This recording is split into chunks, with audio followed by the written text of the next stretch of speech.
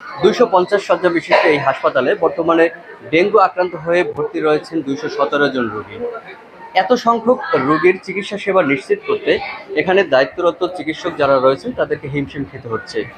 হাসপাতালের তথ্য অনুযায়ী গত 24 ঘন্টায় এই হাসপাতালে নতুন করে রোগী ভর্তি হয়েছে 57 জন এবং এখন বর্তমানে ভর্তি রয়েছে 217 জন। এবছরের শুরু থেকে এখন পর্যন্ত প্রায় 2100 রোগী এখান থেকে চিকিৎসা সেবা নিয়েছেন। এর মধ্যে হাসপাতাল কর্তৃপক্ষ আমাদেরকে যেটি জানিয়েছেন যে চিকিৎসা সেবা নিতে গিয়ে চিকিৎসাধীন অবস্থায় 5 জন রোগী ডেঙ্গু আক্রান্ত রোগী মৃত্যুবরণ করেছেন। এছাড়াও দেশের বিভিন্ন হাসপাতালে এই জেলার আরও বেশ কয়েকজন রোগী চিকিৎসাধীন অবস্থায় মৃত্যুবরণ করার খবর আমরা পেয়েছি। আমরা একটি বিষয় জানিয়ে রাখতে চাই, সেটি হচ্ছে এই বরগুনা মহামারী আকার ধারণ করায় চিকিৎসকের যে সংকট তৈরি হয়েছে সেই সংকট কাটিয়ে ওঠার জন্য এখানে 10 জন চিকিৎসক এবং 10 জন নার্স পদায়ন করা হয়েছিল। তবে সেই 10 জন নার্স এবং 10 জন চিকিৎসকের মধ্যে 4 জন নার্স এবং 5 জন চিকিৎসক যোগদান করলেও বাকিরা কিন্তু এখন পর্যন্ত এই হসপিটালে যোগদান করেনি।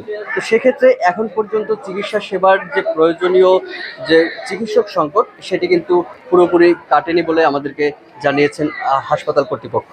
আমরা রোগীদের সঙ্গে কথা বলেছি। রোগীদের একটি অভিযোগ রয়েছে, এই হাসপাতালটি ডেঙ্গু আক্রান্ত রোগীদের জন্য 55টি বেড নির্ধারিত থাকলেও এখানে কিন্তু প্রায় 2 শতাধিক রোগী ভর্তি থাকায় বেডের একটি সংকট রয়েছে এবং যেহেতু গরম সে কারণে কিন্তু ফ্যানের সংকট রয়েছে এবং আরও তাদের যে অভিযোগ রয়েছে এখান থেকে ঔষধ সরবরাহ ঠিকভাবে তারা পাচ্ছেন না, শুধু নাপা এবং স্যালাইন পাচ্ছেন এবং বাকি যে প্রয়োজনীয় যে ঔষধ রয়েছে সেগুলো তারা পাচ্ছেন না। এছাড়াও আরও রোগীদের অভিযোগের মধ্যে রয়েছে পরীক্ষা, যে প্রয়োজনীয় পরীক্ষা করাতে হয় সেই পরীক্ষাগুলো এই হাসপাতালে করাতে পারছেন না এবং যার কারণে বাহিরে যে ক্লিনিকগুলো ডায়াগনস্টিক সেন্টারগুলো রয়েছে সেখানে গিয়ে তাদেরকে পরীক্ষা করাতে হচ্ছে এবং সে কারণে কিন্তু তাদের বাড়তি টাকা খরচ করতে হচ্ছে এবং এই হাসপাতাল থেকে একজন রোগীকে সেই ক্লিনিকে মাঝে মধ্যে গিয়ে তারপরে তার যে স্যাম্পল সেটি দিয়ে আসতে হচ্ছে। তো সে কারণে কিন্তু রোগীরা ভোগান্তিতে পড়ছেন এবং আমরা এই বিষয়ে কথা বলেছি হাসপাতালের তত্ত্বাবধায়কের সঙ্গে। তিনি আমাদেরকে যেটি জানিয়েছেন যে হাসপাতালের লোকবল সংকট, এই সংকটের কারণে পরীক্ষা সীমিত হচ্ছে। তবে পরীক্ষা যে হচ্ছে না তা না, পরীক্ষা সীমিত হচ্ছে এবং বিশেষ করে ইনডোরে ভর্তি রোগী যারা রয়েছেন তাদের পরীক্ষা এখানে করার সুযোগ রয়েছে। এছাড়াও একটি বিষয় জানিয়ে রাখতে চাই, যখনই ডেঙ্গু বরগুনায় মহামারী আকার ধারণ করেছে তখন কিন্তু আইডিসিআর থেকে 6 সদস্য বিশিষ্ট একটি টিম বরগুনায় এসেছে এবং তারা এখনও বরগুনায় অবস্থান করছে এবং তাদের সাথে আমরা কথা বলেছি।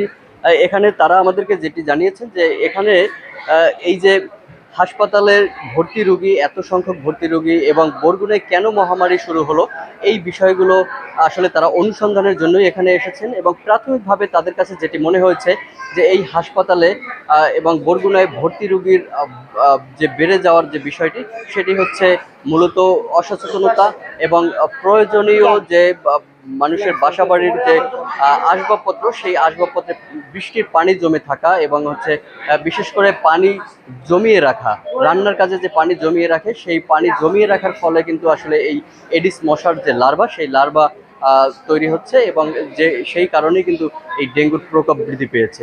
এছাড়াও তারা আমাদেরকে জানিয়েছেন যে অনুসন্ধান শেষে 7 থেকে 8 দিনের মধ্যে তারা বরগুনায় কেন মহামারীর আকার ধারণ করেছে ডেঙ্গু সেই বিষয়ে তারা একটি প্রতিবেদন জমা দিবেন। এই ছিল বরগুনা থেকে সবশেষ ডেঙ্গুর পরিস্থিতি।